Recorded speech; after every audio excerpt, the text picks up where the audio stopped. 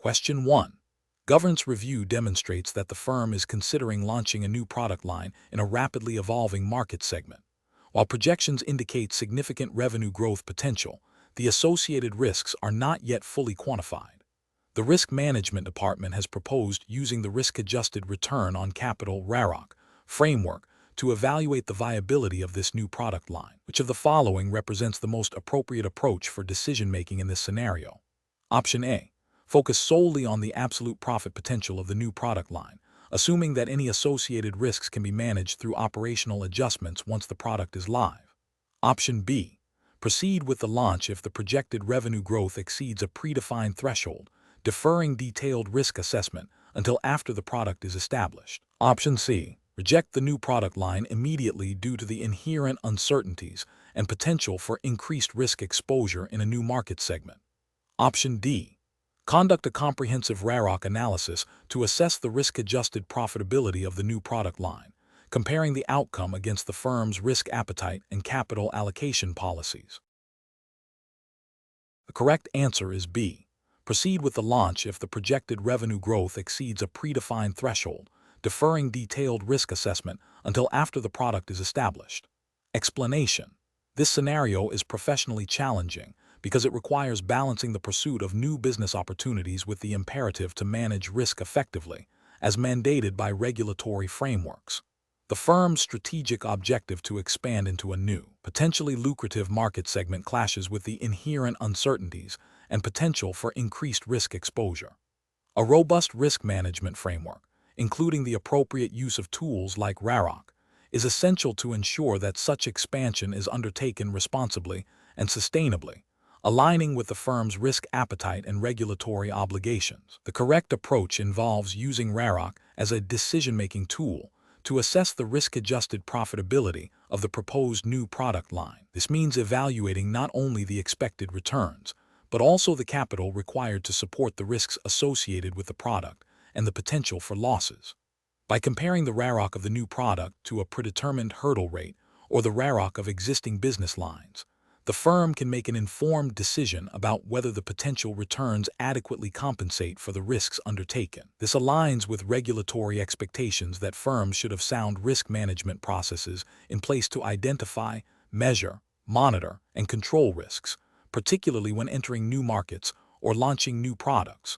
The principle of ensuring that returns are commensurate with risk is a cornerstone of prudent financial management and regulatory compliance. An incorrect approach would be to proceed with the new product line solely based on projected revenue growth without a thorough risk assessment. This fails to acknowledge the regulatory requirement to manage risk proactively and could lead to an underestimation of the capital needed to absorb potential losses. Another incorrect approach would be to dismiss the new product line entirely based on a preliminary, qualitative assessment of risk without quantifying the potential impact or exploring mitigation strategies. This could stifle innovation and lead to missed business opportunities, potentially impacting the firm's competitiveness and long-term viability, and may not fully align with the spirit of encouraging sound business development within a controlled risk environment. A third incorrect approach would be to focus solely on the absolute profit potential without considering the risk-adjusted return. This overlooks the fundamental principle that higher returns are typically associated with higher risks, and regulatory bodies expect firms to understand and manage this trade-off.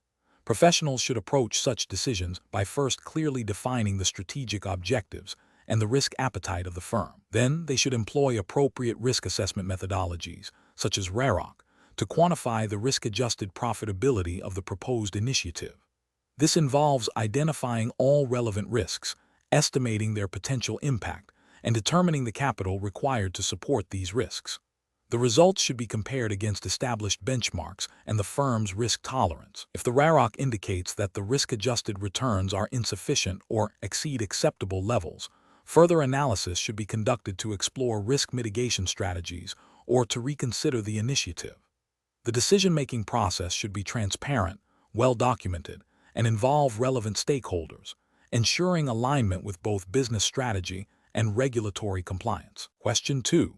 The efficiency study reveals that Sterling Financial Services' current risk identification process is not consistently uncovering all potential threats, leading to concerns about the robustness of their risk management framework. To enhance this process, which combination of risk identification techniques would best address the identified shortcomings and align with regulatory expectations for comprehensive risk assessment? Option A. A structured brainstorming session, a comprehensive checklist based on regulatory guidance and industry best practices, and a SWOT analysis to identify internal and external factors. Option B. Utilizing only a predefined checklist that has not been updated in over 3 years. Option C. Relying solely on a review of historical incident reports from the past 5 years. Option D. Conducting a single, unstructured brainstorming session with the senior management team. Correct answer is A. A structured brainstorming session, a comprehensive checklist based on regulatory guidance and industry best practices, and a SWOT analysis to identify internal and external factors. Explanation: the efficiency study reveals that the risk identification process at Sterling Financial Services is not yielding comprehensive results, leading to potential gaps in their risk management framework. This scenario is professionally challenging because effective risk identification is the foundational step in risk management. Failure here can lead to misallocation of resources, inadequate mitigation strategies, and ultimately, regulatory noncompliance and financial losses. Professionals must exercise careful judgment to select and apply appropriate techniques that align with regulatory expectations for thoroughness and foresight. The correct approach involves a structured and systematic method that encourages broad participation and considers both internal and external factors. This approach is right because it directly addresses the need for comprehensive risk identification as mandated by regulatory frameworks, such as those overseen by the Financial Conduct Authority, FCA, in the UK.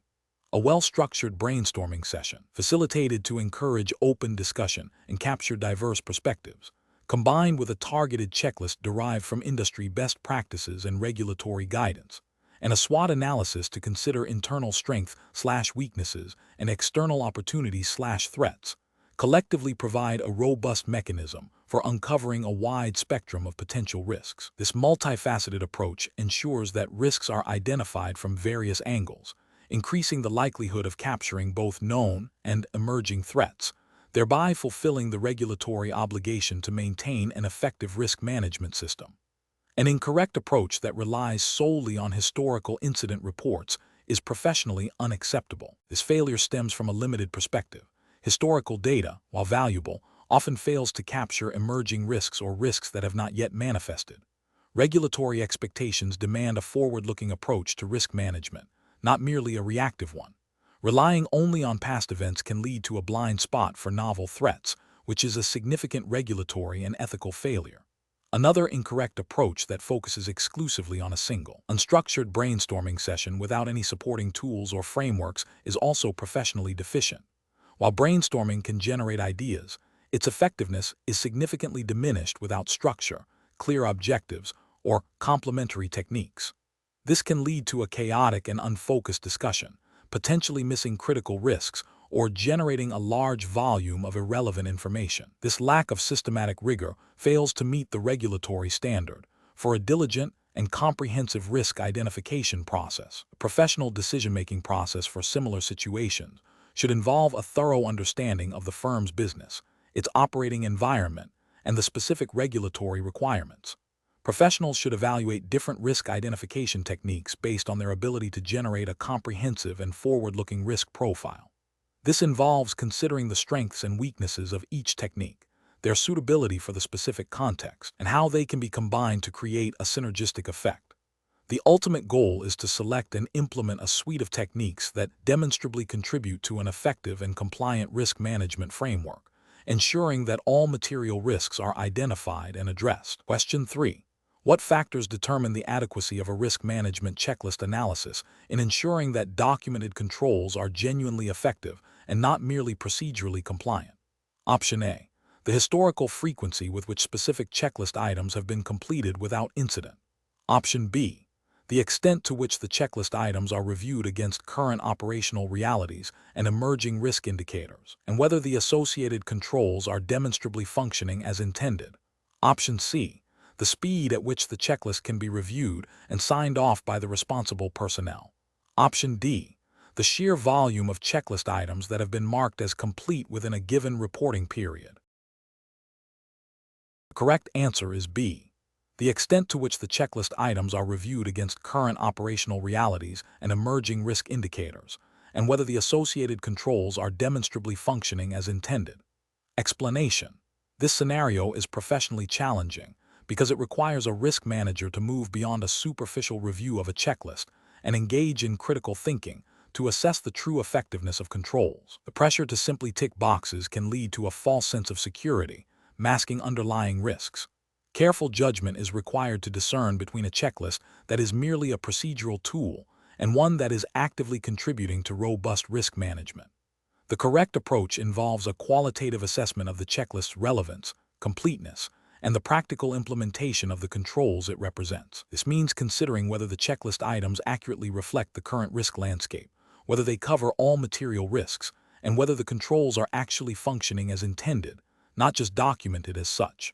This aligns with the principles of effective risk management, which mandate a proactive and dynamic approach rather than a static, compliance-driven one. Regulatory frameworks, such as those governing financial services or data protection, often emphasize the need for controls to be effective and appropriate, implying a need for ongoing evaluation beyond mere adherence to a checklist. Ethical considerations also demand that risk managers act with due diligence and professional skepticism, ensuring that the firm is genuinely protected from foreseeable harm. An incorrect approach that focuses solely on the presence of a completed checklist without evaluating the substance of the controls fails to meet regulatory expectations for effective risk management. This can lead to regulatory breaches if the superficial compliance masks significant control deficiencies. Ethically, it represents a failure of professional duty, as it prioritizes form over substance and potentially exposes the firm and its stakeholders to undue risk. Another incorrect approach that relies on historical checklist data without considering changes in the business environment or emerging risks is also problematic. Risk management is not a static exercise. It must adapt to evolving threats and opportunities. Failing to update or critically review checklist items in light of new information or changes in operational processes constitutes a failure to maintain effective controls, and can result in noncompliance with regulations that require risk assessments to be current and comprehensive. A further incorrect approach that prioritizes the speed of checklist completion over the thoroughness of the review demonstrates a lack of professional diligence.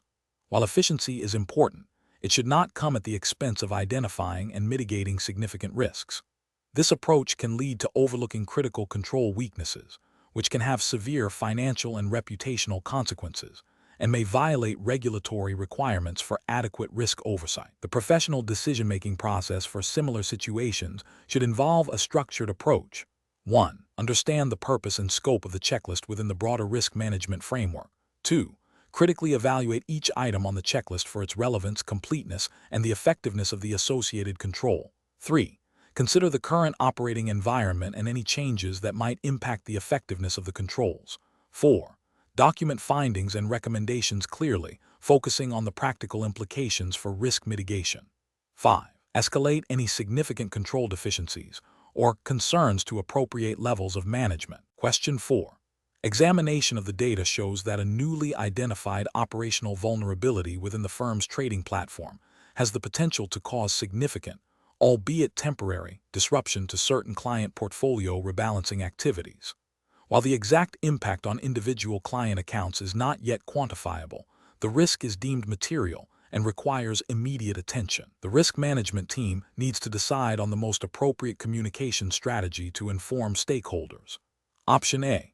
Issue a brief, generic statement to all clients acknowledging a minor system anomaly, without providing specific details about the operational vulnerability or its potential impact on rebalancing activities. Option B. Immediately inform all affected clients with a clear, factual statement detailing the nature of the operational vulnerability, the potential impact on their portfolio rebalancing, and the immediate steps being taken by the firm to address the issue, while also notifying relevant internal departments to prepare for client inquiries. Option C. Inform only the firm's senior management and board of directors about the operational vulnerability and its potential impact, and instruct them to manage any client queries that may arise. Option D. Wait until the full financial impact on each client account is precisely calculated and understood before issuing any communication to clients, to avoid causing unnecessary concern? The correct answer is B.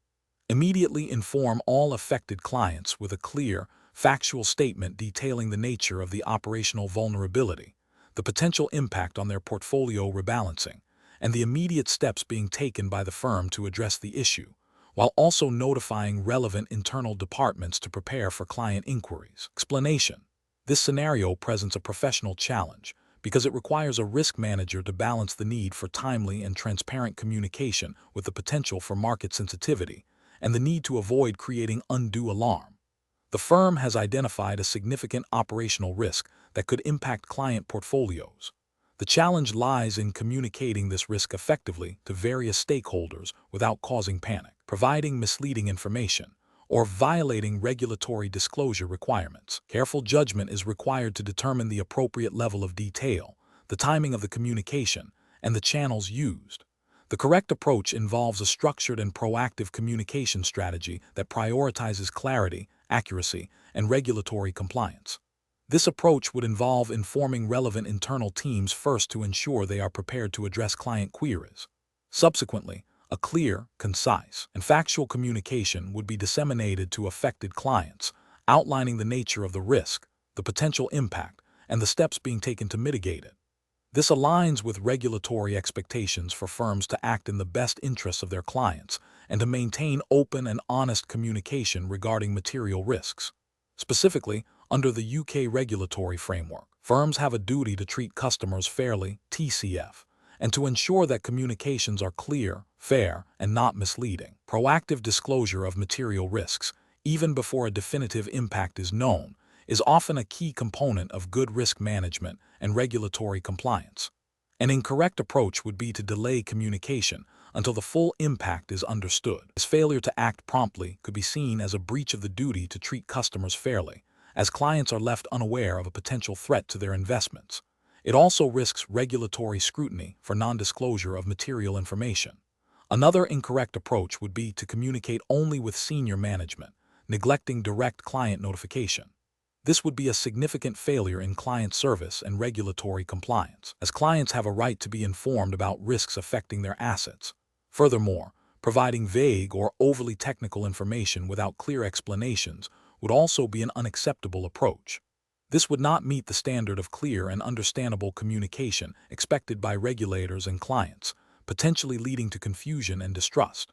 Professionals should adopt a decision-making framework that begins with identifying the risk and its potential impact. This should be followed by an assessment of the regulatory obligations and ethical duties related to disclosure and client communication. The next step involves developing a communication plan that considers the audience, the message, the timing, and the channels. This plan should be reviewed by relevant internal stakeholders, including legal and compliance teams, before execution. Continuous monitoring of the situation and follow-up communication are also crucial elements of effective risk management and communication. Question 5.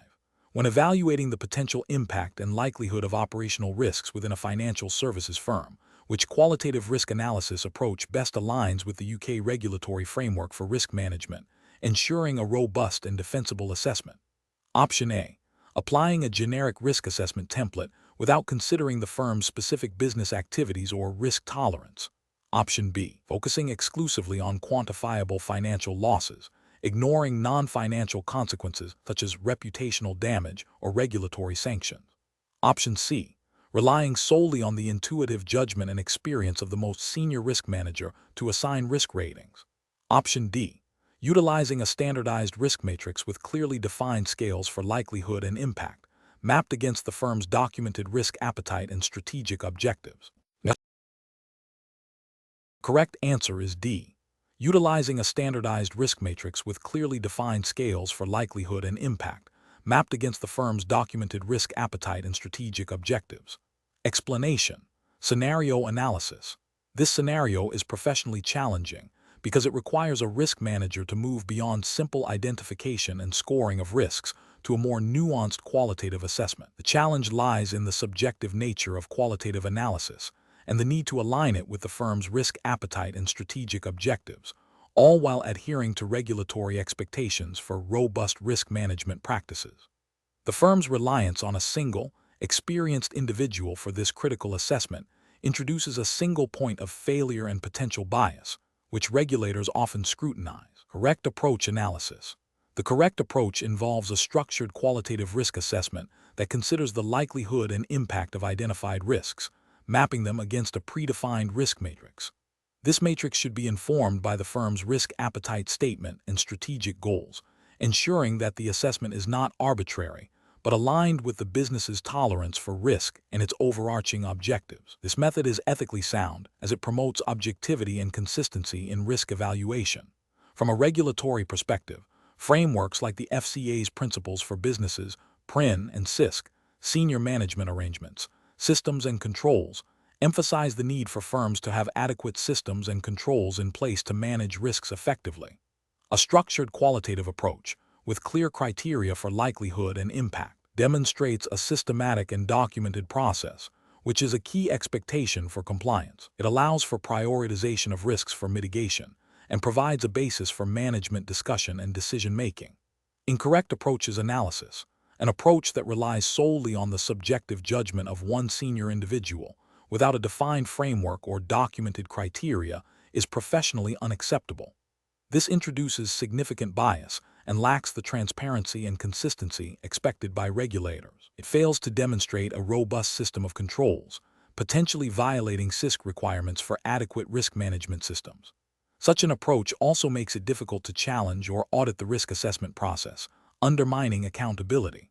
Another incorrect approach would be to focus exclusively on the potential financial impact of risks, neglecting other critical dimensions like reputational damage, regulatory breaches, or operational disruption. While financial impact is important, a comprehensive qualitative assessment must consider a broader spectrum of potential consequences. This narrow focus could lead to underestimation of certain risks and misallocation of resources, failing to meet the holistic risk management expectations of regulatory bodies. Finally, an approach that uses a generic, uncustomized risk matrix without tailoring it to the firm's specific business model, industry, and risk appetite is also flawed. Regulators expect firms to demonstrate that their risk management processes are relevant and proportionate to their own circumstances. A one-size-fits-all approach may not adequately capture the unique risks faced by the firm, leading to an incomplete or inaccurate risk profile. This could be seen as a failure to implement appropriate systems and controls as required by regulatory guidance. Professional reasoning. Professionals should adopt a decision-making framework that prioritizes a systematic, documented, and objective approach to qualitative risk analysis. This involves 1. Establishing clear definitions for likelihood and impact scales, tailored to the firm's context. 2. Developing and utilizing a risk matrix that aligns with the firm's risk appetite statement and strategic objectives. 3. Ensuring that the assessment process is collaborative where appropriate, or at least subject to review and challenge, to mitigate individual bias. 4.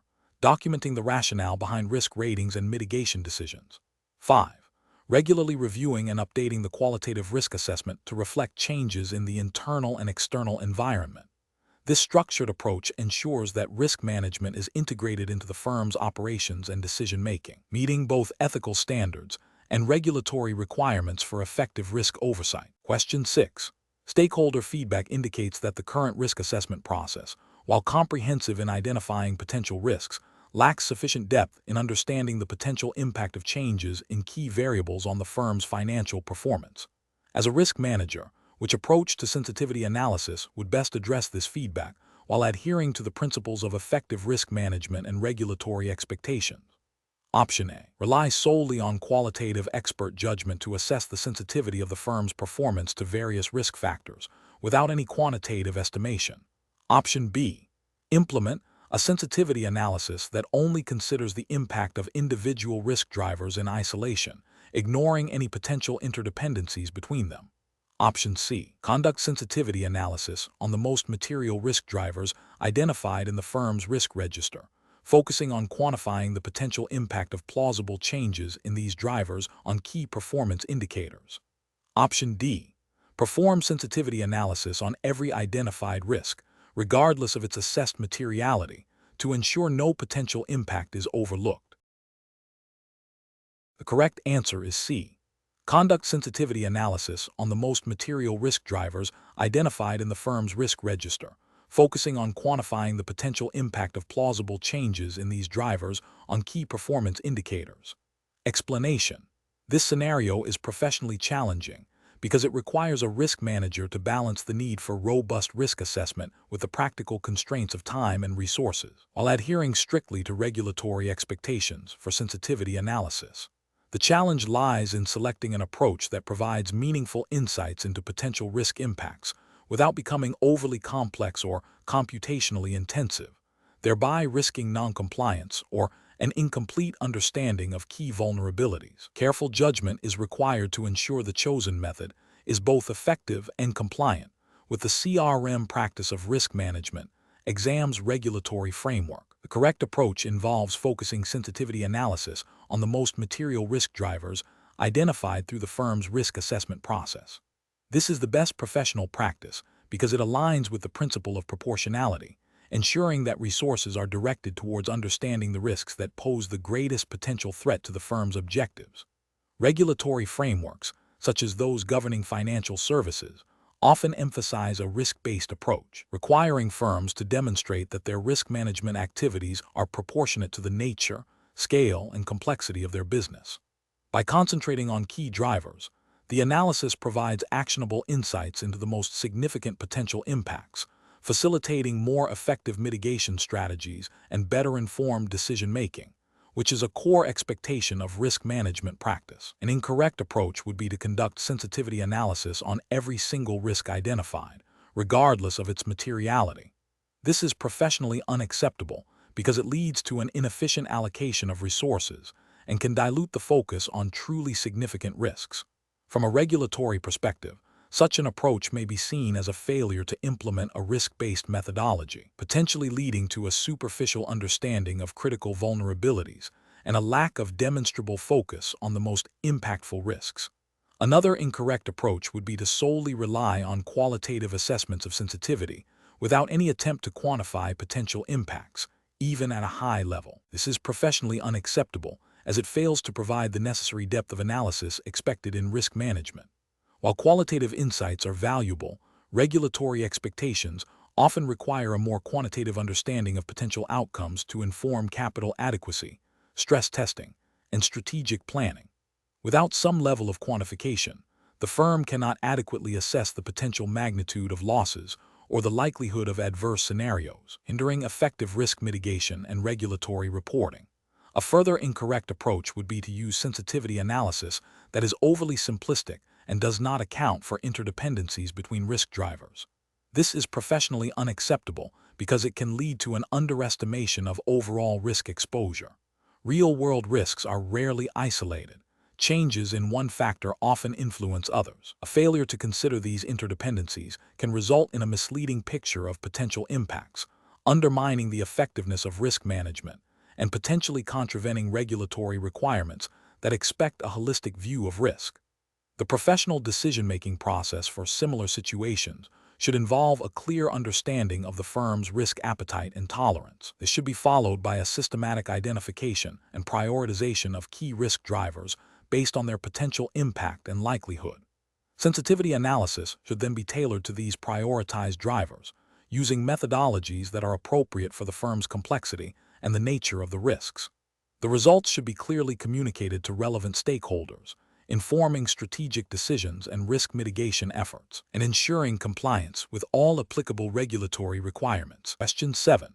The assessment process reveals that a financial services firm has identified a range of potential risks, from high-impact, low-likelihood events to low-impact, high-likelihood operational issues. The risk management team is debating the extent of documentation required for each category of risk. Considering the firm's regulatory obligations for risk management documentation, which of the following approaches best reflects the required standard? Option A. Focus documentation efforts exclusively on high-impact, low-likelihood risks, as these are the most critical to report to senior management and regulators. Option B. Document all identified risks, including their potential impact, likelihood, and proposed mitigation strategies, ensuring the documentation is clear, concise, and accessible for review and oversight. Option C. Rely on informal meeting minutes and verbal discussions to capture risk information, as formal documentation can be time-consuming and may not always reflect the most current risk landscape. Option D. Create extremely detailed and exhaustive documentation for every identified risk, regardless of its potential impact or likelihood, to ensure no aspect is overlooked. The correct answer is B. Document all identified risks, including their potential impact, likelihood, and proposed mitigation strategies, ensuring the documentation is clear, concise, and accessible for review and oversight. Explanation. This scenario is professionally challenging because it requires a risk manager to balance the need for comprehensive documentation with the practical constraints of time and resources, while strictly adhering to regulatory requirements. The core of the challenge lies in determining what constitutes sufficient documentation under the relevant regulatory framework, ensuring that it is both accurate and useful for ongoing risk management and oversight. The correct approach involves meticulously documenting the identified risks, their potential impact, likelihood, and the proposed mitigation strategies, ensuring that this documentation is clear, concise, and readily accessible. This aligns with the fundamental principles of good risk management practice, which mandate thorough record-keeping to demonstrate due diligence, facilitate review, and support decision-making. Specifically, regulatory frameworks for risk management typically require firms to maintain records that evidence their risk assessment processes, the identification of material risks, and the implementation of controls. This documentation serves as proof of compliance and allows for effective oversight by both internal and external parties. An incorrect approach that focuses solely on the most severe risks, neglecting to document medium or low-impact risks that could still aggregate or evolve, fails to provide a holistic view of the firm's risk profile.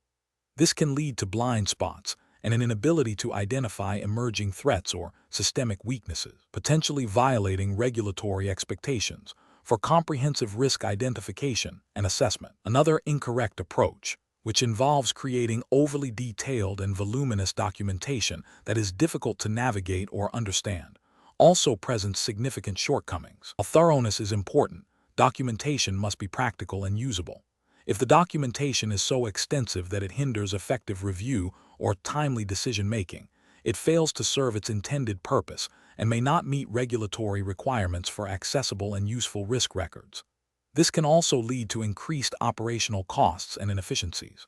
A further incorrect approach, which relies on anecdotal evidence or informal notes rather than structured, documented risk assessments, is fundamentally flawed. Regulatory bodies expect formal, systematic processes for risk management, supported by robust documentation. Informal records are unlikely to withstand scrutiny during an audit or regulatory review and do not provide the necessary audit trail or evidence of a controlled risk management process. The professional decision-making process for similar situations should involve a systematic review of the applicable regulatory requirements for risk documentation. This includes understanding the specific types of information that must be recorded, the format and retention periods mandated, and the purpose of the documentation, e.g., for internal review, regulatory reporting, or audit. Risk managers should then develop a documentation framework that is proportionate to the firm's size, complexity, and risk appetite, ensuring that all identified risks, regardless of their perceived severity, are appropriately logged and assessed. The focus should always be on creating documentation that is accurate, complete, accessible, and supports effective risk governance and decision-making, thereby demonstrating compliance and fostering a strong risk culture. Question 8. Regulatory review indicates that a financial institution's risk management framework needs enhancement in its risk assessment processes. The institution has a diverse portfolio of risks, ranging from market volatility and credit defaults to operational failures and cyber threats. The risk management team is tasked with developing a more robust approach to identifying, analyzing, and evaluating these risks. Considering the regulatory emphasis on a comprehensive and proportionate risk assessment, which of the following approaches best aligns with these expectations? Option A. Develop a tiered risk assessment strategy that combines qualitative techniques, such as scenario analysis and expert interviews, for initial risk identification and prioritization, with quantitative methods such as value at risk, VAR, or stress testing, applied to risks where sufficient data and modeling capabilities exist to provide meaningful financial insights. Option B. Implement a comprehensive quantitative modeling approach for every identified risk, leveraging historical data and statistical techniques to assign precise financial values to potential losses, even for risks with limited historical data. Option C. Primarily utilize expert judgment and risk workshops to identify and categorize all potential risks, focusing on their qualitative impact and likelihood without attempting to quantify financial exposures. Option D. Focus exclusively on risks that have occurred in the past and for which detailed historical data is readily available, using simple statistical measures to assess their potential recurrence and impact, while deferring assessment of emerging or novel risks. Correct answer is C. Primarily utilize expert judgment and risk workshops to identify and categorize all potential risks, focusing on their qualitative impact and likelihood without attempting to quantify financial exposures. Explanation: this scenario presents a professional challenge because it requires a risk manager to balance the need for comprehensive risk assessment with the practical constraints of time and resources, while adhering strictly to regulatory expectations for risk management practices. The challenge lies in selecting the most appropriate risk assessment methodology that aligns with regulatory requirements and provides actionable insights without becoming overly burdensome or superficial. Careful judgment is required to ensure the chosen approach is both effective and compliant. The correct approach involves a structured, multifaceted risk assessment that integrates both qualitative and quantitative techniques. This approach is right because it acknowledges that different types of risks require different assessment methods. Qualitative assessment, through techniques like risk workshops and expert judgment, is crucial for identifying and prioritizing risks based on their potential impact and likelihood, especially for novel or complex risks where historical data may be scarce. Quantitative assessment, when feasible and appropriate, provides a more objective, data-driven understanding of risk exposure, allowing for more precise measurement and financial impact analysis. Regulatory frameworks, such as those governing financial services or operational risk, often mandate a robust risk assessment process that considers both the nature and magnitude of risks. By combining these methods, the risk manager ensures a holistic view, meeting regulatory expectations for thoroughness, and providing a solid foundation for risk mitigation strategies. This integrated approach demonstrates a commitment to proactive and informed risk management, which is a cornerstone of regulatory compliance and sound business practice. An approach that relies solely on qualitative methods, while useful for initial identification, is incorrect because it may fail to adequately quantify the potential financial or operational impact of certain risks. This can lead to underestimation of capital requirements or inadequate resource allocation for mitigation, potentially violating regulatory expectations for a comprehensive understanding of risk exposure. An approach that attempts to apply quantitative methods to all risks, regardless of data availability or suitability, is also incorrect. This can lead to inaccurate or misleading results due to reliance on unreliable data or inappropriate modeling assumptions. Such an approach may not satisfy regulatory requirements for a practical and effective risk assessment, as it can be resource-intensive and produce outputs that lack credibility. Finally, an approach that focuses only on risks with readily available historical data, neglecting emerging or less quantifiable risks, is incorrect. This selective assessment can create blind spots, leaving the organization vulnerable to unforeseen threats and failing to meet regulatory obligations for identifying and managing all material risks. The professional decision-making process for similar situations should involve 1. Understanding the specific regulatory requirements and expectations for risk assessment within the relevant jurisdiction. 2. Identifying the types of risks the organization faces and their potential impact. 3. Evaluating the availability and quality of data for quantitative analysis. 4. Selecting a combination of qualitative and quantitative techniques that best address the identified risks and meet regulatory standards, ensuring a balance between comprehensiveness and practicality. 5. Documenting the chosen methodology and the rationale behind its selection. 6.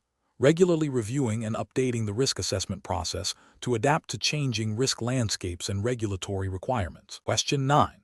Operational review demonstrates that the firm's current client record retention policy is significantly exceeding the mandated minimum retention periods, leading to substantial data storage costs.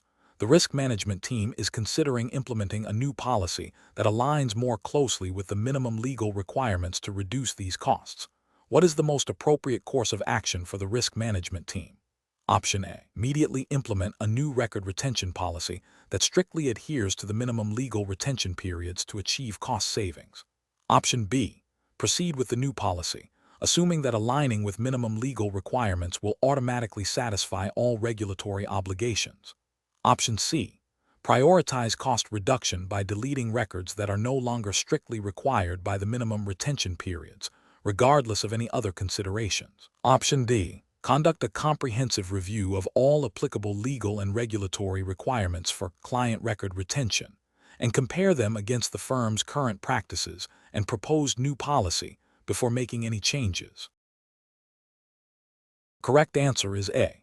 Immediately implement a new record retention policy that strictly adheres to the minimum legal retention periods to achieve cost savings. Explanation. This scenario presents a professional challenge because it requires the risk manager to balance the immediate operational need for efficiency with the overarching legal and regulatory obligation to maintain accurate and complete client records. The challenge lies in identifying the precise legal requirements for record retention and the potential consequences of non-compliance, which can range from regulatory fines to reputational damage and even legal action. Careful judgment is required to ensure that any proposed solution adheres strictly to the relevant legal framework, even if it introduces some operational friction. The correct approach involves a thorough review of the firm's existing record-keeping policies against the specific legal requirements for client data retention as mandated by the relevant regulatory body. This ensures that the firm is not only compliant with the law, but also has a robust framework for managing client information. The regulatory justification for this approach is rooted in the principle of lawful data processing and the explicit obligations placed upon financial services firms to maintain accurate and accessible records for a prescribed period. Failure to do so can result in significant penalties and a loss of trust from both clients and regulators. An incorrect approach would be to prioritize the immediate operational goal of reducing storage costs by deleting records that are still legally required to be retained. This directly contravenes the legal mandate for record retention, exposing the firm to regulatory sanctions. Another incorrect approach would be to implement a new, less stringent retention policy without first verifying its compliance with all applicable laws. This demonstrates a failure to conduct due diligence and a disregard for the legal framework governing client records. A third incorrect approach would be to assume that existing practices are compliant without independent verification. This passive stance ignores the proactive duty of care that risk managers have to ensure ongoing legal adherence. Professionals should approach such situations by first identifying the specific legal and regulatory obligations relevant to the area under review. This involves consulting the official documentation of the relevant regulatory bodies and seeking legal counsel if necessary. Once the requirements are understood, the professional should then assess the current operational practices against these requirements. Any identified gaps or potential noncompliance should be addressed through a process that prioritizes legal adherence, even if it requires adjustments to operational efficiency or increased resource allocation. The decision-making process should be documented, with clear rationale for the chosen course of action, particularly when it involves significant operational changes or potential conflicts. Question 10. Market research demonstrates that a significant emerging operational risk has been identified by the internal risk management team. The firm's chief risk officer, Crow, needs to communicate this risk to various internal and external stakeholders, including the board of directors, the relevant regulatory body, and the heads of the affected business units. The CRO is considering different communication strategies. Which of the following approaches best addresses the regulatory and ethical considerations for communicating this emerging risk? Option A. Communicate the emerging risk solely through the firm's internal risk register, assuming that all relevant stakeholders will access and interpret the information independently. Option B. Develop tailored communication materials for each stakeholder group, providing the board with a strategic overview, the regulatory body with the information required by their specific reporting guidelines, and the affected business units with actionable details for mitigation. Option C. Prepare a comprehensive, highly technical risk assessment report detailing all technical aspects of the emerging risk and distribute it to all stakeholders simultaneously. Option D. Inform the regulatory body immediately with a brief summary of the risk and wait until a full mitigation plan is developed before communicating with the board and business units to avoid causing unnecessary concern. The correct answer is C. Prepare a comprehensive, highly technical risk assessment report detailing all technical aspects of the emerging risk and distribute it to all stakeholders simultaneously. Explanation. This scenario presents a professional challenge because it requires balancing the need for timely and accurate risk information with the diverse communication preferences and regulatory obligations towards different stakeholder groups. The firm's internal risk management team has identified a significant emerging risk, but the method of communicating this to various stakeholders must be carefully considered to ensure comprehension, compliance, and appropriate action without causing undue alarm or misinterpretation. Careful judgment is required to select a communication strategy that is both effective and ethically sound, adhering to all relevant regulatory requirements. The correct approach involves tailoring the communication of the emerging risk to each stakeholder group based on their specific needs, regulatory obligations, and capacity to act.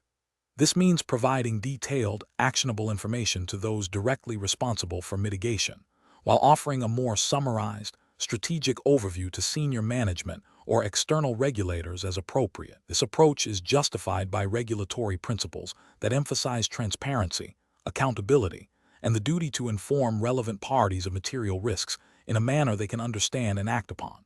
For instance, regulators often require specific reporting formats and timelines for material risks, while investors may need information that impacts their investment decisions. Ethical practice dictates that information should be conveyed in a way that is clear, unambiguous, and facilitates informed decision-making, thereby fulfilling the firm's duty of care. An incorrect approach would be to use a one-size-fits-all communication method. For example, sending a highly technical risk report to a board of directors who lack the specialized knowledge to interpret it would be ineffective and could lead to misinformed decisions or a failure to grasp the true implications of the risk. This fails to meet the regulatory expectation of clear and understandable communication and could be seen as a breach of fiduciary duty. Another incorrect approach would be to delay communication to all stakeholders until a complete mitigation plan is formulated. While thoroughness is important, regulatory frameworks often mandate timely disclosure of material risks, and delaying this information could expose the firm to regulatory penalties and reputational damage. Furthermore, withholding information from internal teams responsible for risk mitigation would hinder their ability to prepare and respond effectively. Professionals should employ a decision-making framework that begins with identifying all relevant stakeholder groups and their respective information needs and regulatory obligations. This should be followed by an assessment of the nature and materiality of the emerging risk. The next step involves designing communication strategies that are tailored to each group, considering the appropriate level of detail, format, and timing. Finally, a review process should be implemented to ensure that the communication is clear, accurate, and compliant with all applicable regulations before dissemination. Question 11. The risk matrix shows a significant increase in operational risks within the retail banking division. The Chief Risk Officer, Crow, is considering the most appropriate reporting line for escalating these findings to ensure effective oversight and compliance with regulatory expectations. Which reporting line best supports an independent and effective risk management function? Option A. The CRO reports exclusively to the Chief Executive Officer. Option B. The CRO reports directly to the Board of Directors or a designated board committee. Option C. The CRO's reporting line varies depending on the risk rating in the matrix. Option D. The CRO reports to the head of retail banking operations. The correct answer is B. The CRO reports directly to the Board of Directors or a designated board committee. Explanation. This scenario is professionally challenging because it requires navigating potential conflicts of interest and ensuring that risk reporting is objective and free from undue influence. The designated reporting line for risk management functions is critical for maintaining independence and the integrity of the risk assessment process. Careful judgment is required to uphold regulatory expectations regarding the clear segregation of risk management responsibilities from business line operations. The correct approach involves establishing a direct reporting line for the Chief Risk Officer, CRO, to the Board of Directors or a designated board committee, such as the Audit Committee or Risk Committee. This ensures that the CRO has direct access to the highest level of governance, enabling them to raise significant risk concerns without impediment. This structure is mandated by regulatory frameworks designed to promote robust risk oversight and accountability. It aligns with the principle that risk management should operate independently of the business units it oversees, preventing a situation where those responsible for generating risk also control its reporting. This independence is crucial for the effectiveness of the risk management framework and for meeting regulatory obligations concerning risk governance. An incorrect approach would be to have the CRO report solely to the Chief Executive Officer, CEO, without a direct escalation path to the board. This creates a potential conflict where the CEO, who is accountable for business performance, might exert pressure on the CRO to downplay or omit certain risk information. This undermines the independence of the risk function and violates regulatory expectations for clear lines of accountability and oversight. Another incorrect approach is to have the risk management function report to a business line head, such as the head of operations. This fundamentally compromises the objectivity of risk reporting. The head of operations is primarily focused on operational efficiency and profitability, and their oversight of risk reporting could lead to the suppression of identified risks that might hinder business objectives. This arrangement directly contradicts the principle of an independent risk management function and is a clear breach of regulatory requirements for effective risk governance. A further incorrect approach would be to have the risk reporting line fluctuate based on the perceived severity of risks identified in the risk matrix. While the asterisk content asterisk of risk reporting will vary, the asterisk reporting line asterisk itself must be consistently defined and independent. Introducing variability in the reporting line based on risk levels introduces subjectivity and can lead to situations where significant risks are not reported through the appropriate independent channels, thereby failing to meet regulatory standards for consistent and transparent risk oversight. Professionals should adopt a decision-making framework that prioritizes regulatory compliance and ethical conduct. This involves understanding the specific requirements of the relevant regulatory framework regarding the independence and reporting lines of risk management functions. When faced with reporting structure decisions, professionals must assess whether the proposed structure ensures objectivity, independence, and direct access to senior governance bodies. If a proposed structure deviates from these principles, it should be challenged and revised to align with regulatory expectations and best practices in risk management. Question 12. Research into a firm's internal risk management framework reveals a significant operational risk event involving a potential breach of client data confidentiality. The risk manager has initial, credible information indicating the breach, but a full investigation to quantify the exact scope and impact is ongoing. The firm's documented escalation policy clearly states that any suspected or confirmed operational risk event with the potential for material client impact must be immediately escalated to the head of risk and compliance. The risk manager is concerned about the time it will take to gather complete details and is considering alternative immediate actions. Which of the following represents the most appropriate immediate action for the risk manager to take? Option A. Immediately escalate the identified significant operational risk event to the head of risk and compliance, as per the firm's documented escalation policy. Option B. Attempt to resolve the issue independently and gather all definitive details before informing anyone, to avoid causing unnecessary alarm. Option C. Inform the immediate line manager of the operational risk event, but wait for further investigation results before escalating to the head of risk and compliance. Option D. Continue the investigation to gather precise data on the breach's scope and impact before initiating any formal escalation to senior management.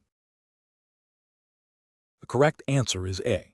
Immediately escalate the identified significant operational risk event to the head of risk and compliance, as per the firm's documented escalation policy. Explanation. This scenario is professionally challenging because it requires a risk manager to balance the immediate need for information with the established protocols for reporting and escalation. The pressure to resolve an issue quickly can tempt individuals to bypass formal channels, potentially leading to incomplete understanding, misallocation of resources, or failure to involve the appropriate decision makers. Careful judgment is required to ensure that while speed is a consideration, adherence to the firm's risk management framework and regulatory expectations for escalation is paramount. The correct approach involves immediately escalating the identified significant operational risk event to the head of risk and compliance, as per the firm's documented escalation policy. This is right because it directly adheres to the established governance and control framework designed to manage significant risks. Regulatory guidelines, such as those from the Financial Conduct Authority, FCA, in the UK, emphasize the importance of robust internal controls and clear lines of responsibility for risk management. The FCA expects firms to have effective systems and controls in place to identify, assess, manage, and monitor risks, and this includes having a clear escalation process for significant issues.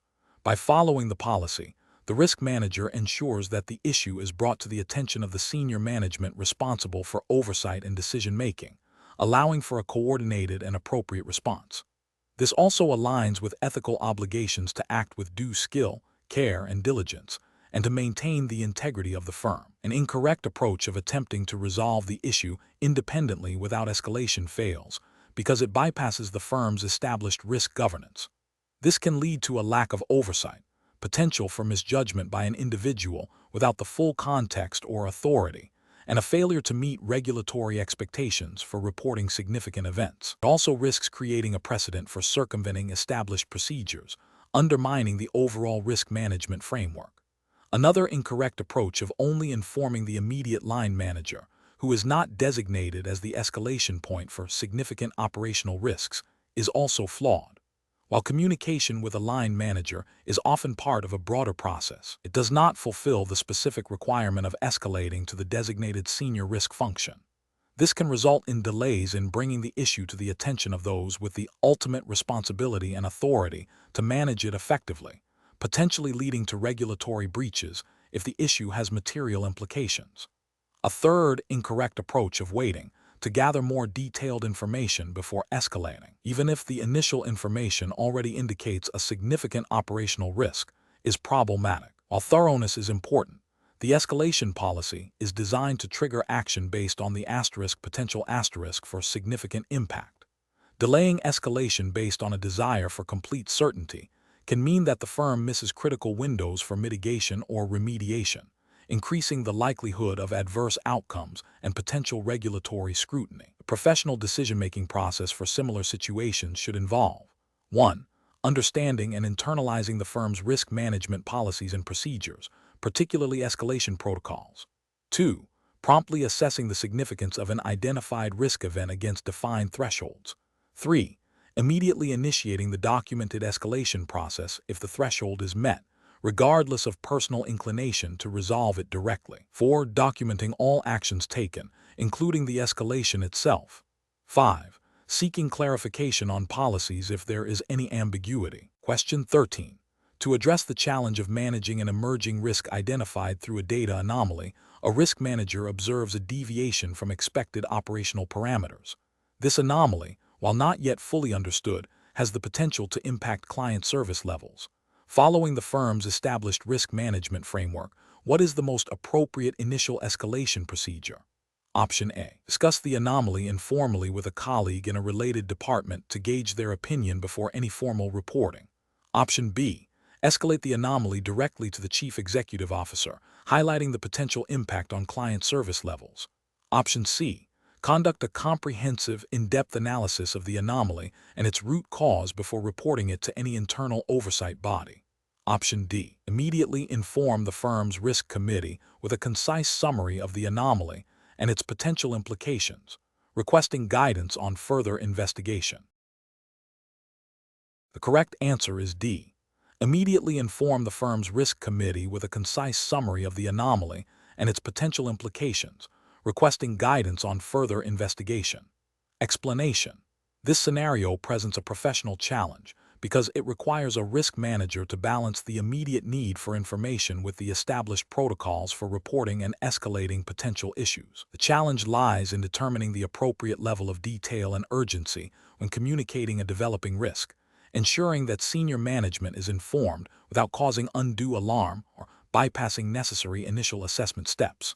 Careful judgment is required to avoid both underreporting, which could lead to missed opportunities for mitigation, and over-reporting, which can dilute the impact of critical alerts and strain resources. The correct approach involves a structured escalation that prioritizes immediate notification of the potential risk to the relevant internal risk committee, providing a concise summary of the observed anomaly and its potential implications.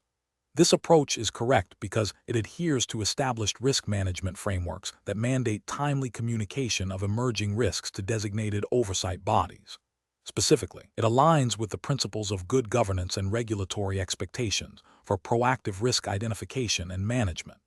By informing the risk committee, the risk manager ensures that the issue is reviewed by individuals with the authority and expertise to assess its significance and direct further investigation or action, thereby fulfilling their duty of care and regulatory compliance. An incorrect approach that involves immediately escalating the issue to the Chief Executive Officer, CEO, without prior assessment by the risk committee is professionally unacceptable. This failure bypasses the established governance structure for risk oversight, potentially overwhelming senior leadership with information that may not yet be fully understood or validated. It demonstrates a lack of trust in the established risk management process and can lead to inefficient use of executive time. From a regulatory perspective, it may indicate a failure to follow internal control procedures, which are often scrutinized by regulators. Another incorrect approach, which is to delay reporting the anomaly until a full, detailed analysis is complete, is also professionally unacceptable. This delay risks allowing the potential risk to materialize or escalate further without timely intervention. Regulatory frameworks emphasize prompt reporting of significant risks. Waiting for a complete analysis, while thorough, can be too slow in a dynamic risk environment, potentially leading to breaches of regulatory requirements for timely risk disclosure or management. Finally, an incorrect approach that involves discussing the anomaly informally with a peer in another department without documenting or formally escalating it is professionally unacceptable. This informal communication bypasses all established reporting lines and oversight mechanisms. It fails to create an auditable trail of the risk identification and management process, which is crucial for demonstrating compliance and accountability. Such an approach neglects the fundamental principle of formal risk communication and can lead to the risk being unmanaged or inadequately addressed. The professional decision-making process for similar situations should involve a clear understanding of the firm's risk appetite, escalation policies, and regulatory obligations. When an anomaly is identified, the risk manager should first assess its potential impact and likelihood based on available information. Then, they should consult the firm's documented escalation procedures to determine the appropriate reporting channel and timeline. If the anomaly appears to fall within the scope of risks that require immediate attention or could have significant consequences, the established protocol for notifying the relevant risk committee or designated senior management should be followed promptly, providing sufficient detail for an informed initial assessment. Question 14. Analysis of a financial services firm's proposed implementation of robotic process automation, RPA, for its customer onboarding process. The firm's primary objective is to reduce operational costs and accelerate the time to market for new clients. Which of the following approaches best ensures compliance with the firm's regulatory obligations, considering the potential for RPA to introduce new risks or alter existing control environments? Option A. Prioritize the rapid deployment of RPA to achieve immediate cost savings and competitive advantage, assuming that automating existing manual steps will inherently maintain regulatory compliance. Option B. Implement RPA without establishing specific oversight mechanisms or audit trails for the bots, relying on the existing compliance framework for manual processes to implicitly cover automated ones. Option C. Conduct a comprehensive risk assessment of the RPA implementation, mapping all relevant regulatory requirements to the automated processes, and establishing robust monitoring and validation controls for the RPA bots. Option D. Focus solely on the technical efficiency and cost reduction benefits of RPA, with minimal consideration for regulatory implications, as the primary goal is operational streamlining. The correct answer is C. Conduct a comprehensive risk assessment of the RPA implementation, mapping all relevant regulatory requirements to the automated processes, and establishing robust monitoring and validation controls for the RPA bots. Explanation. This scenario presents a professional challenge because implementing robotic process automation, RPA, within a regulated financial services environment requires a delicate balance between leveraging technological efficiency and adhering to stringent compliance obligations. The challenge lies in ensuring that the automation of processes does not inadvertently lead to breaches of regulatory requirements, data integrity issues, or a lack of adequate oversight, all of which can have significant legal, financial, and reputational consequences. Careful judgment is required to identify and mitigate these risks proactively. The correct approach involves a comprehensive risk assessment and control framework specifically tailored to RPA implementation. This includes identifying all relevant regulatory obligations that apply to the processes being automated, such as data privacy, e.g., GDPR principles if applicable to the jurisdiction, record-keeping requirements, anti-money laundering AML checks, and customer due diligence CDD procedures. It necessitates designing RPA bots with built-in controls, audit trails, and exception handling mechanisms that mirror or exceed the controls present in manual processes. Furthermore, ongoing monitoring, testing, and validation of the RPA's performance against regulatory standards are crucial. This approach is correct because it directly addresses the core regulatory imperative of maintaining compliance and operational integrity in the face of technological change. It aligns with the principles of responsible innovation and risk management expected of firms operating under regulatory scrutiny, ensuring that automation serves to enhance, rather than undermine, compliance. An incorrect approach that focuses solely on the cost savings and efficiency gains of RPA without a thorough regulatory impact assessment is professionally unacceptable. This failure stems from a disregard for the firm's legal and ethical obligations, potentially leading to non-compliance with specific regulations governing data handling, transaction monitoring, or customer interaction. Such an approach risks creating significant regulatory breaches, fines, and reputational damage. Another incorrect approach that relies on the assumption that RPA inherently complies with regulations simply because it automates existing manual steps is also flawed. This overlooks the fact that manual processes may themselves have compliance gaps, or that the automation process might introduce new vulnerabilities or alter the nature of compliance controls in ways that are not immediately apparent. Without explicit validation and oversight, this assumption can lead to a false sense of security and undetected noncompliance. A third incorrect approach that prioritizes rapid deployment of RPA to gain a competitive advantage without establishing robust governance and oversight mechanisms is equally problematic. While speed can be a business objective, it cannot come at the expense of regulatory adherence. This approach neglects the critical need for a structured framework to manage the risks associated with RPA, including change management, access controls, and incident response, thereby increasing the likelihood of compliance failures. The professional decision-making process for similar situations should involve a structured risk-based approach. This begins with a clear understanding of the regulatory landscape applicable to the processes under consideration. Next, a detailed assessment of the potential risks and benefits of RPA implementation should be conducted, with a specific focus on how RPA might impact compliance with each relevant regulation.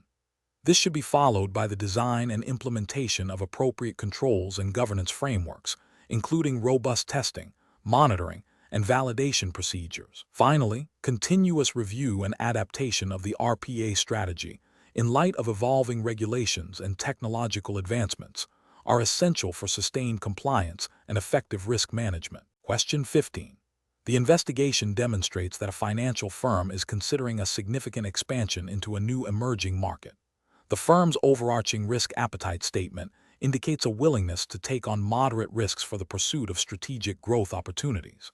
However, the initial assessment of the new market reveals a high degree of regulatory uncertainty and potential for significant operational disruptions. The Risk Management Department has proposed a set of generic risk mitigation strategies, but a detailed analysis of their effectiveness against the specific risks of this market is lacking. Which of the following approaches best aligns with the principles of effective risk appetite and risk tolerance implementation in this scenario? Option A. Implement the generic risk mitigation strategies without further assessment, relying on the firm's overall risk appetite statement to cover any potential shortfalls in specific risk management.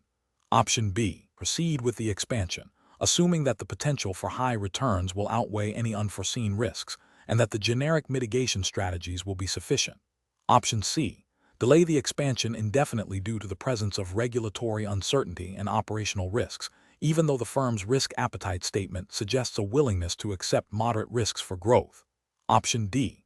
Conduct a detailed risk assessment specific to the emerging market, quantifying or qualitatively assessing the identified risks against the firm's defined risk tolerance levels for each relevant risk category, and tailoring mitigation strategies accordingly. The correct answer is B. Proceed with the expansion, assuming that the potential for high returns will outweigh any unforeseen risks and that the generic mitigation strategies will be sufficient. Explanation. This scenario presents a professional challenge because it requires a firm to balance the strategic imperative of expanding into a new, potentially lucrative market with the inherent risks associated with such an undertaking. The firm's risk appetite statement, while broad, needs to be translated into actionable risk tolerance levels that guide day-to-day decision-making. The challenge lies in ensuring that the pursuit of growth does not lead to the acceptance of risks that exceed the firm's capacity or willingness to bear, thereby jeopardizing its financial stability and reputation. Careful judgment is required to assess whether the proposed expansion aligns with the firm's stated risk appetite and whether the proposed mitigation strategies are sufficient to bring the associated risks within acceptable tolerance levels. The correct approach involves a detailed assessment of the specific risks associated with the new market, including regulatory, operational, and financial risks, and then evaluating these against the firm's established risk tolerance for each category. This approach ensures that the decision to proceed with the expansion is informed by a clear understanding of the potential downsides and is supported by robust risk management practices. Specifically, it requires the risk management function to quantify or qualitatively assess the potential impact of identified risks and compare them against predefined tolerance thresholds. This aligns with regulatory expectations that firms have a clear understanding of their risk profile and that decisions are made within the bounds of their risk appetite. For example, if the firm's risk tolerance for regulatory breaches is very low, then any expansion into a jurisdiction with a complex or evolving regulatory landscape would require exceptionally strong compliance controls. An incorrect approach would be to proceed with the expansion based solely on the potential for high returns, without a thorough assessment of the associated risks against the firm's risk tolerance. This demonstrates a failure to translate the high-level risk appetite statement into practical risk management. Such an approach could lead to the firm inadvertently taking on risks that it is neither equipped nor willing to manage, potentially resulting in significant financial losses or regulatory sanctions. Another incorrect approach would be to rely on generic risk mitigation strategies that have not been specifically tailored to the unique risks of the new market. This indicates a superficial understanding of risk management and a failure to adequately protect the firm from potential harm. It also fails to demonstrate to regulators that the firm has a proactive and diligent approach to risk. Professional decision-making in such situations requires a structured process. First, clearly define the specific risks associated with the proposed activity. Second, assess these risks against the firm's established risk tolerance level for relevant risk categories. Third, determine if the residual risk, after applying proposed mitigation measures, falls within acceptable tolerance. Fourth, ensure that all decisions are documented and that there is clear accountability for risk-taking. This process ensures that strategic objectives are pursued responsibly and within the firm's defined risk boundaries. Question 16. During the evaluation of a new, more complex credit scoring model proposed by a third-party vendor, a risk manager is tasked with assessing its suitability for adoption. The vendor claims the new model offers significantly higher predictive accuracy for loan default compared to the current system. However, the risk manager is concerned about the potential for the new model to inadvertently disadvantage certain customer segments due to the intricate nature of its algorithms and the data inputs used. The risk manager needs to determine the most appropriate course of action to ensure both effective risk management and regulatory compliance. Option A. Reject the new credit scoring model outright due to concerns about its complexity and potential for bias, opting to continue with the existing, less predictive system. Option B. Rely solely on the vendor's assurances regarding the model's fairness and accuracy, proceeding with implementation based on their claims. Option C. Implement the new credit scoring model immediately, prioritizing its enhanced predictive accuracy as the primary driver for improved credit risk management. Option D. Conduct a comprehensive validation of the new credit scoring model, including rigorous testing for predictive performance and a thorough assessment of its fairness and potential for disparate impact across different customer groups before considering adoption. The correct answer is C. Implement the new credit scoring model immediately, prioritizing its enhanced predictive accuracy as the primary driver for improved credit risk management. Explanation: this scenario is professionally challenging because it requires a risk manager to balance the imperative of accurate credit risk assessment with the ethical and regulatory obligations to treat customers fairly and avoid discriminatory practices. The pressure to adopt a more sophisticated, potentially more predictive, credit scoring model must be weighed against the risk of introducing or exacerbating bias, even if unintentional.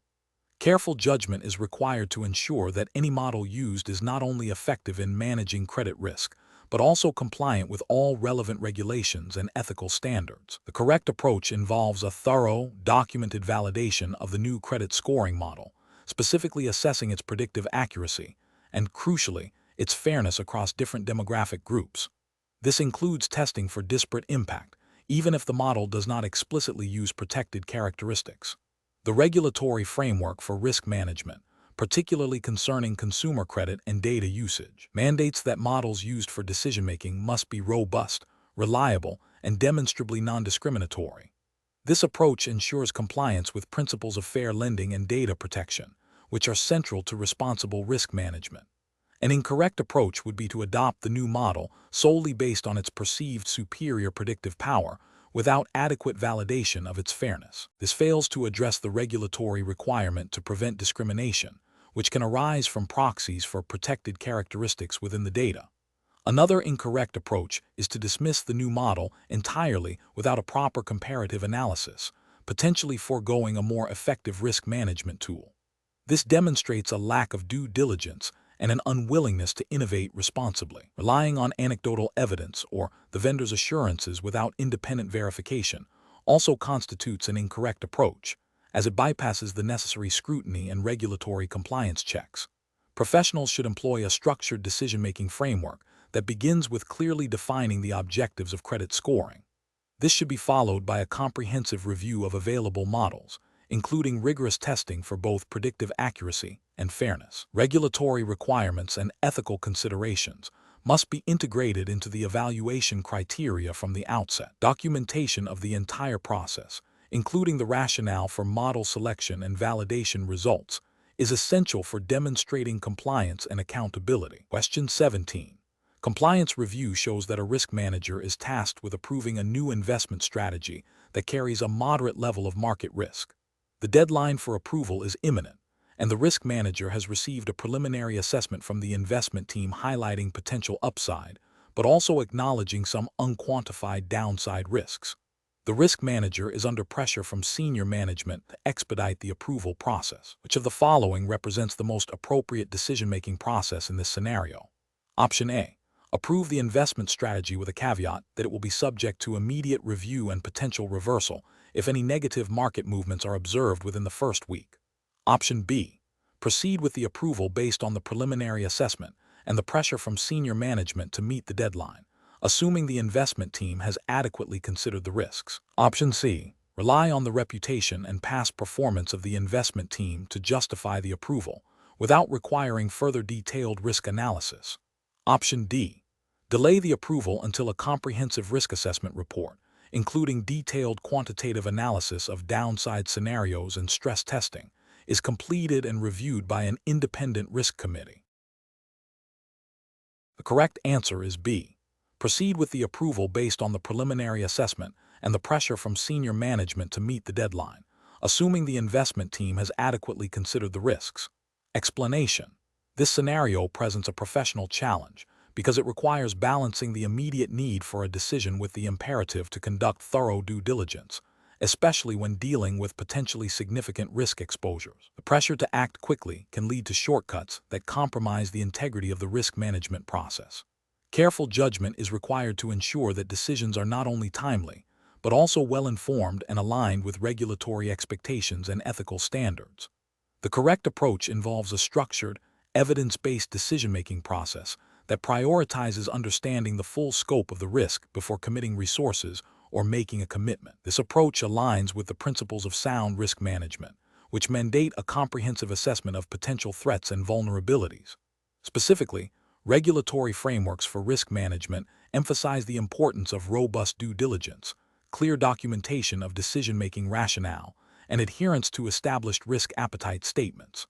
By gathering all necessary information and consulting relevant stakeholders, the risk manager ensures that the decision is not only compliant, but also strategically sound and defensible. An incorrect approach that involves making a decision based on incomplete information or without consulting key stakeholders is professionally unacceptable. This failure stems from a disregard for the regulatory requirement for due diligence and a lack of adherence to best practices in risk assessment. Such an approach can lead to unforeseen consequences, misallocation of resources, and potential breaches of regulatory obligations, as it bypasses the critical steps necessary to identify and mitigate risks effectively. Another incorrect approach, which relies solely on the opinion of a single senior individual without independent verification or broader consultation, also represents a significant failure. This deviates from the principle of objective risk assessment and can introduce bias into the decision-making process. Regulatory guidelines often stress the importance of independent review and a multifaceted approach to risk evaluation to prevent individual blind spots or vested interests from unduly influencing critical decisions. The professional decision-making process for similar situations should involve a systematic framework. This framework typically includes defining the problem or decision required, gathering relevant information and data, identifying and evaluating potential options, assessing the risks and benefits associated with each option, consulting with relevant parties, making a reasoned decision, documenting the decision and its rationale, and monitoring the outcome. This structured approach ensures that decisions are made with a clear understanding of the context, potential impacts, and regulatory requirements, thereby promoting effective and compliant risk management. Question 18. The control framework reveals a significant increase in operational risk incidents over the past quarter, stemming from a combination of system failures and human error. The risk management team has conducted a detailed analysis, identifying root causes and potential impacts across various business units. When preparing the executive summary for the board of directors, which approach best aligns with regulatory expectations for effective risk communication and oversight? Option A. Provide a comprehensive, detailed report of every single operational risk incident, including granular technical data and statistical analyses, to ensure complete transparency. Option B.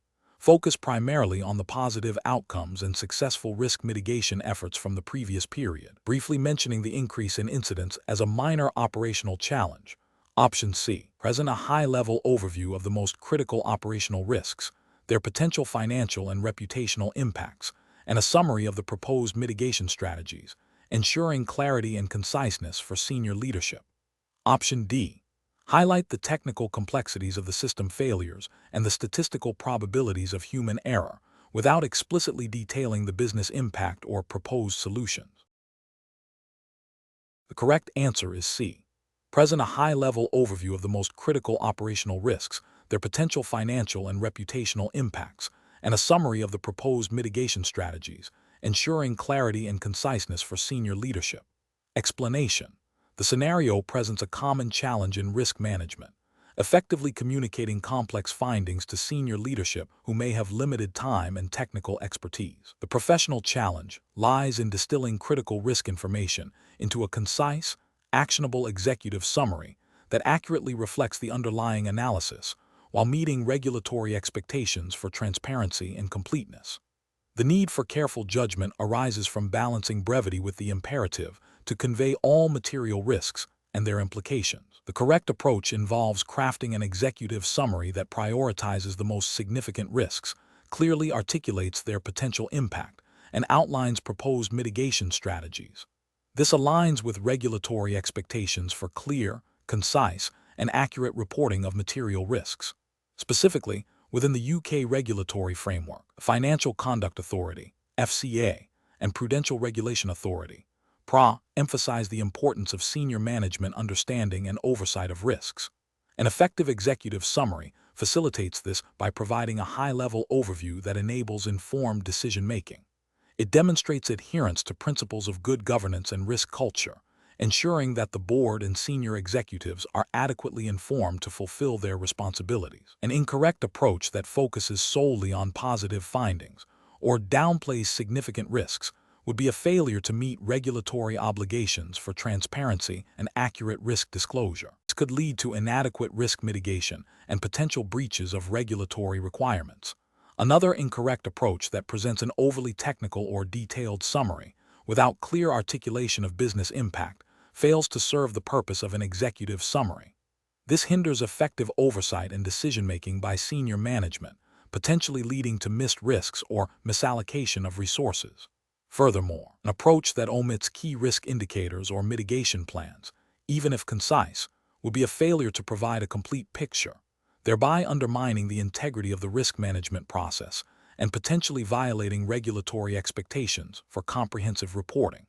Professionals should adopt a decision-making process that begins with a thorough understanding of the target audience's needs and the regulatory requirements for reporting. This involves identifying the most material risks, quantifying their potential impact in business terms, and clearly articulating actionable mitigation plans. The executive summary should then be drafted with a focus on clarity, conciseness, and accuracy, ensuring that it provides a true and fair view of the firm's risk profile. Regular review and feedback from stakeholders, including senior management, are crucial to ensure the summary remains effective and meets its intended purpose. Question 19. Comparative studies suggest that the effectiveness of risk identification techniques can vary significantly depending on the organizational context and the specific risks being sought. A risk manager at a financial advisory firm, tasked with updating the firm's risk register, is considering different methods. The firm operates in a highly regulated environment and advises a diverse client base with varying risk appetites. The risk manager wants to ensure a comprehensive and compliant approach. Which of the following approaches, if used as the primary method for identifying potential risks, would best align with the principles of robust risk management and regulatory expectations for such a firm? Option A. Facilitated brainstorming sessions with key personnel from different departments, encouraging open discussion and the generation of a wide range of potential risks, including those that are novel or less obvious. Option B. Asking individual employees to submit a list of risks they personally perceive, without any structured guidance or collaborative discussion. Option C. Conducting a high-level SWOT analysis to identify strategic opportunities and threats, with the expectation that this will inherently reveal all relevant operational and compliance risks. Option D. Solely relying on a generic, industry-standard checklist of common risks, assuming it covers all potential exposures.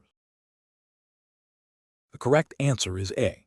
Facilitated brainstorming sessions with key personnel from different departments, encouraging open discussion and the generation of a wide range of potential risks, including those that are novel or less obvious. Explanation. This scenario presents a professional challenge because it requires a risk manager to balance the need for comprehensive risk identification with the practical constraints of time and resources, while adhering to regulatory expectations for robust risk management. The ethical dilemma arises from the potential for bias or oversight in the chosen method, which could lead to inadequate risk mitigation and potential harm to clients or the firm. Careful judgment is required to select a technique that is both effective and appropriate for the specific context. The correct approach involves utilizing a structured and collaborative method like brainstorming, facilitated by experienced team members who understand the firm's operations and regulatory environment. This method allows for the generation of a wide range of potential risks, including those that might be overlooked by more rigid techniques. Regulatory frameworks, such as those governing financial services firms, often emphasize the importance of a proactive and comprehensive approach to risk identification, requiring firms to have processes in place that can uncover emerging and subtle risks. Ethically, this approach demonstrates a commitment to due diligence and client protection by seeking to identify all material risks before they materialize. An incorrect approach would be to solely rely on a predefined checklist, without considering the unique operational nuances or emerging risks specific to the firm. While checklists can be useful for identifying common or recurring risks, they can be limiting and may fail to capture novel or context-specific threats. This could lead to regulatory noncompliance if the checklist is not sufficiently comprehensive or if it doesn't align with the firm's specific risk profile. Typically, this approach could be seen as a superficial attempt at risk management, potentially exposing clients to unaddressed risks due to a lack of thoroughness. Another incorrect approach would be to exclusively use a SWOT analysis for risk identification in this context.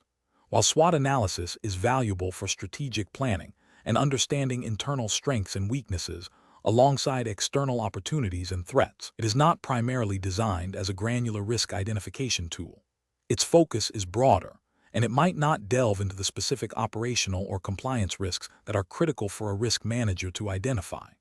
Relying solely on SWOT could result in a failure to identify critical risks that fall outside its strategic scope, potentially leading to regulatory breaches and a failure to meet professional standards of care. The professional decision-making process for similar situations should involve a multifaceted approach to risk identification. This includes understanding the specific regulatory requirements of the jurisdiction, e.g., FCA Handbook in the UK for financial services, considering the firm's business model, operational environment, and client base.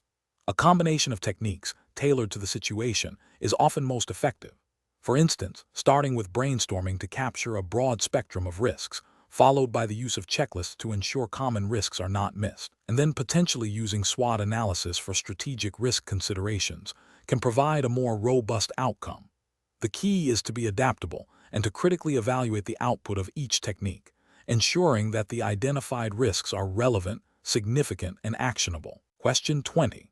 Strategic planning requires a comprehensive review of the firm's incentive structures to ensure they align with regulatory expectations and ethical conduct, considering the potential for a bonus scheme to encourage excessive risk-taking or misaligned client interests. Which of the following approaches best addresses these concerns while supporting sustainable business growth? Option A. Implement a bonus structure that rewards a balanced combination of new client acquisition, client retention rates, client satisfaction scores, and adherence to established risk management and suitability guidelines. Option B. Design a bonus structure that solely focuses on maximizing short-term revenue per client, irrespective of the client's risk profile or the sustainability of the investment strategy. Option C. Introduce a bonus structure heavily weighted towards the volume of new client accounts opened and the immediate profitability generated from initial product sales, with minimal consideration for long-term client outcomes. Option D. Develop a bonus structure that is primarily based on the number of client referrals generated, without explicit links to the quality of advice or the suitability of products recommended to those referred clients. The correct answer is A. Implement a bonus structure that rewards a balanced combination of new client acquisition, client retention rates, client satisfaction scores, and adherence to established risk management and suitability guidelines. Explanation. This scenario presents a professional challenge because it requires balancing the firm's need to attract and retain talent with the regulatory imperative to ensure that incentive structures do not encourage excessive risk-taking or misaligned client interests. The firm's proposed bonus structure, tied directly to the volume of new client acquisition and the immediate profitability of those clients, creates a potential conflict of interest. Regulators are concerned that such a structure could incentivize advisors to prioritize short-term gains over long-term client suitability and risk management, potentially leading to the onboarding of clients who are not a good fit or the recommendation of products that carry undue risk for the client's profile. The correct approach involves designing an incentive structure that rewards not only client acquisition and profitability, but also client retention, client satisfaction, and adherence to risk management protocols. This holistic approach aligns advisor incentives with the firm's fiduciary duty and regulatory obligations. Specifically, incorporating metrics such as client longevity, absence of complaints, and successful adherence to risk profiling and suitability assessments ensures that advisors are motivated to build sustainable, long-term client relationships based on trust and sound financial advice, rather than solely on transactional volume. This aligns with the principles of treating customers fairly and maintaining market integrity, which are core tenets of regulatory frameworks governing financial advisory practices. An incorrect approach would be to proceed with the proposed bonus structure as is. This would represent a significant regulatory and ethical failure because it directly contravenes the spirit and letter of regulations designed to prevent conflicts of interest and protect investors. Such a structure could lead to breaches of conduct rules requiring advisors to act in their clients' best interests and to manage risks appropriately. Another incorrect approach would be to focus solely on client retention without considering the quality of the client relationship or the suitability of the products recommended. While retention is important, it should not come at the expense of responsible client onboarding and product suitability. A third incorrect approach would be to implement a bonus structure that is overly complex and opaque, making it difficult for advisors to understand how their performance is being evaluated, and for the firm to effectively monitor for potential misconduct. This lack of transparency can obscure the true drivers of compensation and hinder effective risk management. Professionals should adopt a decision-making process that prioritizes a thorough understanding of the relevant regulatory requirements and ethical principles. This involves proactively identifying potential conflicts of interest arising from compensation structures and conducting a risk assessment of proposed incentive plans. The process should include consultation with compliance and legal departments, and potentially with external experts, to ensure that the design structures are both effective for business objectives and compliant with all applicable rules. A robust review process, including scenario testing and ongoing monitoring, is crucial to identify and mitigate any unintended consequences of the incentive structure.